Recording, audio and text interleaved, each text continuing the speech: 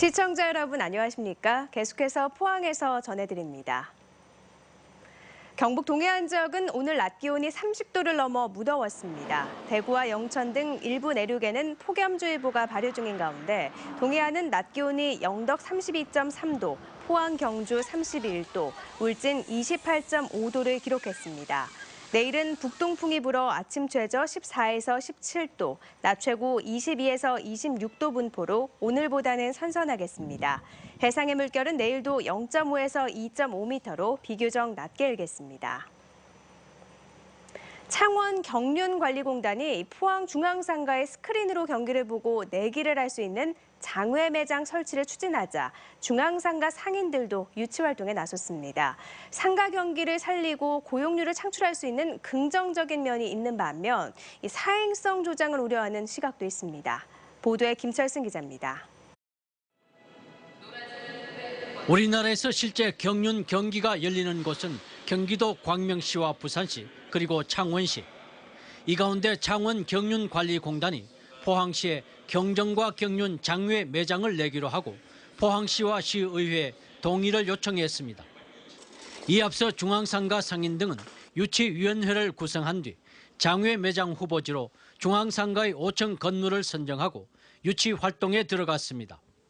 장외 발매소에서 일주일에 4번 스크린으로 경기를 중계하면 하루 평균 유동 인구가 1000여 명에 50명 이상의 고용 효과가 있어 침체된 중앙상가를 살리는 데 큰 도움이 된다는 것입니다. 고용 창출도 좋은 그런 기업이 되고 또 거기에 수익이 생기는 거는 지역 사회에 많은 그 보탬이 될 수 있도록. 하지만 반발도 만만찮게 나오고 있습니다. 가뜩이나 어려운 경제에 도박을 조장하는 것은 청소년과 시민의 정신은 물론 가정 경제를 망칠 우려가 높다는 것입니다. 우리 아이들이 가장 많이 이용하는 그 공공의 문화의 거리에 그 경륜장이라는 도박장이 유치된다는 자체를 반대하고요. 있을 수 없는 일이라고 생각하죠. 포항시는 주민설명회와 의회 보고를 거친 뒤 동의 여부를 결정하기로 했습니다. 지역경제 활성화냐 사행성 조장이냐. 대구 경북 1호가 될 장외 경정 경륜장이 뜨거운 논란이 되고 있습니다. MBC 뉴스 김철승입니다. 올 1월 1일 기준 경북 지역의 개별 공시지가가 지난해보다 9%나 상승해 전국 평균 5%를 훨씬 웃돌았습니다.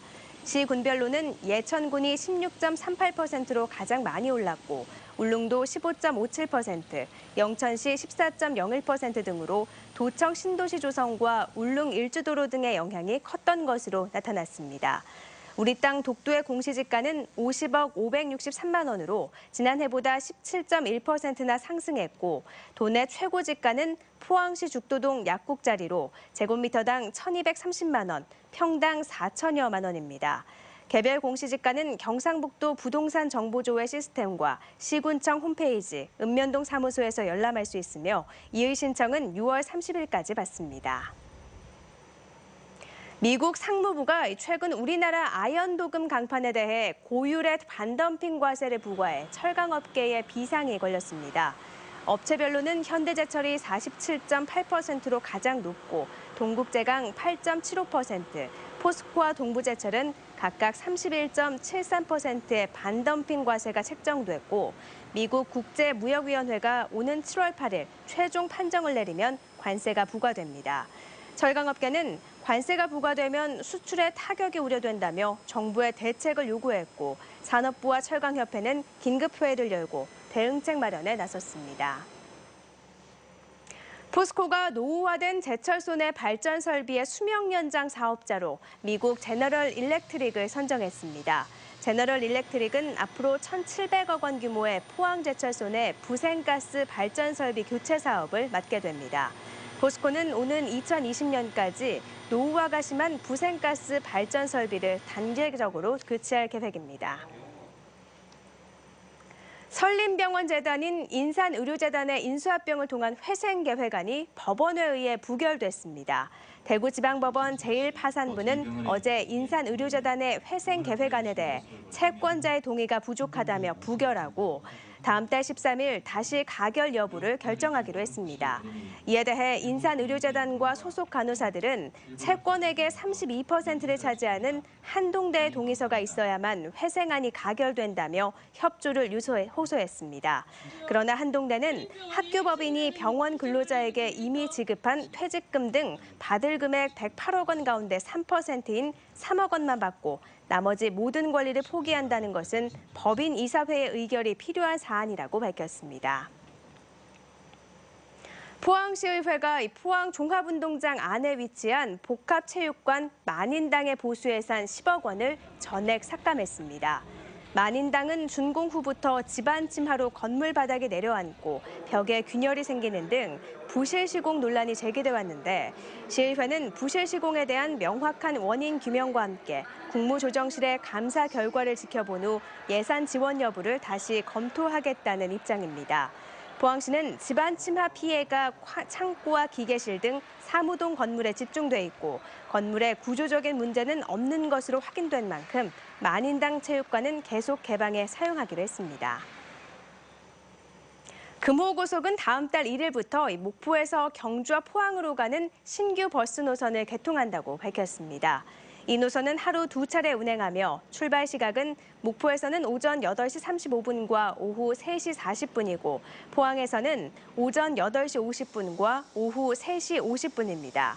소요 시간은 목포에서 경주까지 4시간 30분, 포항까지는 5시간 20분이고 요금은 목포에서 경주까지 22,600원, 목포에서 포항까지는 26,000원입니다. 오늘 제21회 바다의 날을 맞아 기념식과 해양환경 정화운동, 치어 방류 행사가 포항 영일만항 광장에서 열렸습니다. 오늘 행사에서 전문 다이버와 해병대 장병들은 영일만항 일대의 바닷속 쓰레기 수십 톤을 수거했고 최근 포스텍에서 개발한 수중 탐사 로봇 시연회도 함께 열려 관심을 모았습니다. 통일신라시대 장보고 대사가 청해진을 설치한 날을 기념한 바다의 날은 1996년부터 국가기념일로 지정돼 매년 기념식이 열리고 있습니다. 영덕경찰서는 지난 19일 영덕 병곡 휴게소에 보관된 80만 원 상당의 창틀과 문짝을 훔친 혐의로 영덕군의회 모 의원을 입건해 조사 중입니다. 경찰은 자기가 쓰려고 보관하고 있었는데 도난당했다는 창틀 소유자의 진술을 확보했다고 밝혔습니다. 이에 대해 해당 의원은 물건을 가져가기로 원래 소유자와 협의한 상태였다며 혐의를 부인했습니다. 경주의 김석기 국회의원은 오늘 20대 국회 등원 기자회견을 열고 지역 경제 활성화와 민생 안정을 위해 최선을 다하겠다고 밝혔습니다.